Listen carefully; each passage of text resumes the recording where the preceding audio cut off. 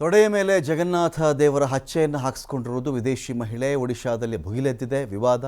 ವಿದೇಶಿ ಮಹಿಳೆ ವಿರುದ್ಧವಾಗಿ ಕೇಸ್ ಕೂಡ ದಾಖಲಾಗಿದೆ. ವಿದೇಶಿ ಮಹಿಳೆಗೆ ಹಚ್ಚೆ ಹಾಕಿದಂಥ ಕಲಾವಿದೆ ಅಶ್ವಿನಿ ಕುಮಾರ್ ಪ್ರಧಾನ್ ಅಂತೇಳಿ ಪಾರ್ಲರ್ ಮಾಲೀಕ ರಾಕಿ ರಂಜನ್ ಬಿಸೋಯ್ ಕ್ಷಮೆ ಕೇಳಿದ್ದಾರೆ. ಇಲ್ಲಿ ಒಂದು ವಿದೇಶಿ ಮಹಿಳೆ ತನ್ನ ತೊಡೆಯ ಮೇಲೆ ಬಂದು ಇಲ್ಲಿ ವಿಶ್ವನಾಥನ ಒಂದು ಹಚ್ಚೆಯನ್ನು ಹಾಕಿಸ್ಕೊಂಡಿರೋದು, ದೇವರ ಒಂದು ಹಚ್ಚೆಯನ್ನು ಹಾಕಿಸ್ಕೊಂಡು ಜಗನ್ನಾಥನ ಹಚ್ಚೆ ಹಾಕಿಸ್ಕೊಂಡಿರೋದು ಅಂದರೆ ದೇವರಿಗೆ ತಂದೆ ಆಗಿರ್ತಕ್ಕಂಥ ಒಂದು ನಂಬಿಕೆಯನ್ನು ಜನ ಇಟ್ಕೊಂಡಿರ್ತಾರೆ. ಪ್ರತಿಯೊಬ್ಬ ಮನುಷ್ಯ ಒಂದು ನಂಬಿಕೆ ಇಟ್ಟಿರ್ತಾನೆ.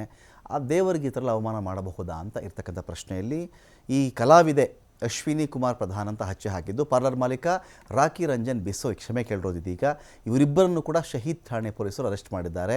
ಹಚ್ಚೆ ಹಾಕಿಸಿಕೊಂಡಂಥ ಫೋಟೋ ವೈರಲ್ ಆದ ಬಳಿಕ ವ್ಯಾಪಕ ಆಕ್ರೋಶ ವ್ಯಕ್ತವಾಗಿದೆ. ಇಲ್ಲಿ ಭುವನೇಶ್ವರದ ಶಹೀದ್ ನಗರ ಠಾಣೆಯಲ್ಲಿ ಕೇಸ್ ದಾಖಲಿಸಿದ್ದಾರೆ ಭಕ್ತರು. ಭುವನೇಶ್ವರದ ಟ್ಯಾಟೂ ಪಾರ್ಲರ್ನಲ್ಲಿಯೇ ಈ ಟ್ಯಾಟೂ ಹಾಕಿಸ್ಕೊಂಡಿದ್ದದ್ದು ಮಹಿಳೆ. ವ್ಯಾಪಕ ಆಕ್ರೋಶದ ಬಳಿಕ ಕೈ ಮುಗಿದು ಕ್ಷಮೆ ಕೋರಿದ್ದಾರೆ ವಿದೇಶಿ ಮಹಿಳೆ. ನನಗಿದಕ್ಕೆ ಈ ಥರ ಇಲ್ಲಿ ಟ್ಯಾಟೂ ಹಾಕಿಸ್ಕೊಂಡ್ರೆ ಈ ಥರದ ಭಾವನೆಗಳಿಗೆ ಧಕ್ಕೆ ಆಗುತ್ತೆ, ಯಾರಿಗೋ ನೋವಾಗುತ್ತೆ, ನನಗೆ ಗೊತ್ತಿರಲಿಲ್ಲ, ನಾನು ಕೂಡ ಜಗನ್ನಾಥನ ಭಕ್ತೆ, ನನ್ನಿಂದ ತಪ್ಪಾಗಿದೆ, ಕ್ಷಮಿಸಿ, ನನ್ನ ತೊಡೆಯ ಮೇಲಿನ ಟ್ಯಾಟೂವನ್ನು ಅಳಿಸಿ ಹಾಕ್ತೀನಿ ನಾನು ಅಂತ ಕೂಡ ಅವರು ಹೇಳಿಕೆಯನ್ನು ಕೊಟ್ಟಿದ್ದಾರೆ. Hello everyone, I'm Jay Jagannath. I didn't want to be disrespectful. I'm a truly devotee of Lord Jagannath. I go to Mandir every day.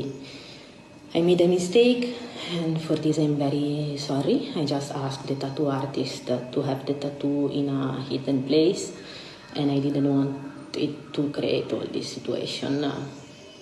Very sorry for this. And as soon as it will heal, I will get it, cover it up. Forgive me for my mistake. I'm deeply, deeply sorry. And please don't threat us anymore.